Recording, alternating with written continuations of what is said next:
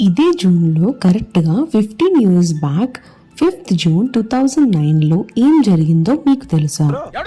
ఒక టీచర్ తన స్టూడెంట్ని కేవలం మనీ కోసం కిడ్నాప్ చేసి అండ్ తెలియకుండానే అతను చేసిన ఒక చిన్న తప్పు వల్ల ఆ అమ్మాయి చనిపోతే నార్మల్ మర్డర్ కేసే కదా అని అందరూ అనుకోవచ్చు. కానీ ఇందులో ట్విస్ట్ ఏంటంటే మర్డర్ జరిగింది మన నైబరింగ్ కంట్రీ అయిన నేపాల్లో.